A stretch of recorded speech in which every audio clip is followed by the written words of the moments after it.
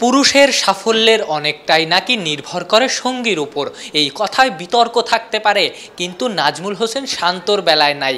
খারাপ সময়ে স্ত্রী তো তাকে সাহস জুগিয়েছেন, ভরসা দিয়েছেন, দিনের পর দিন পুশ করেছেন, তাতেই শান্ত ফিরেছেন, কামব্যাকের গল্প লিখেছেন। সেজন্যই বিএসপিএ বর্ষসেরা ক্রিকেটারের অ্যাওয়ার্ড নিতে স্ত্রীকে সঙ্গী করেই এসেছেন টাইগার ক্যাপ্টেন। পুরস্কার নিয়ে জীবন সঙ্গীর সাথে সেলফিও তুলে রেখেছেন।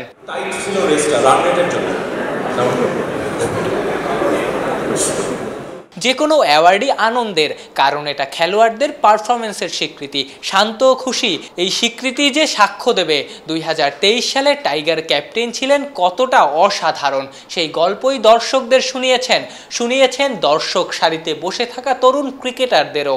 আমার মনে হয় অ্যাজ এ প্লেয়ার হিসেবে প্রত্যেকটা মানুষের লাইফে খারাপ সময় আসে, বাট আমি কখনো এই জিনিসটা ফোকাস করি না যে আমি ভালো করছি না। সবসময় আমার যে প্ল্যানটা থাকে যে আমি আমার ওয়ার্কে কতটুকু অনেস্ট, আমি আমার কাজটা কতটুকু অনেস্ট ওয়েতে করছি এবং আমার নিজের উপরে কতটুকু বিশ্বাস, এই জিনিসটা সবসময় খেয়াল রাখি। এবং অতীতের যে খারাপ সময়গুলো ছিল ওই সময় একটা জিনিস চিন্তা করেছি যে আমি আমার কাজটা ঠিক মতো করছি এবং আমি আমাকে বিশ্বাস করি যে আমি এই জায়গাটা ডিজার্ভ করি।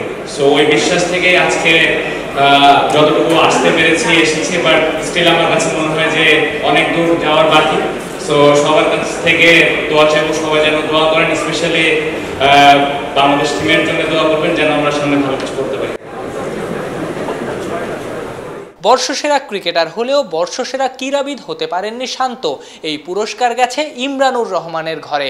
ফুটবলার মুরসালিন জিতেছেন উদীয়মান খেলোয়াড়ের খেতাব। বর্ষসেরা নারী ক্রিকেটার হয়েছেন ফারজানা পিঙ্কি।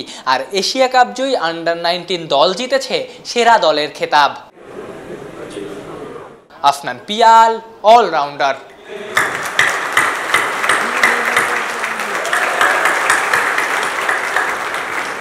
ধন্যবাদ আপনাদের।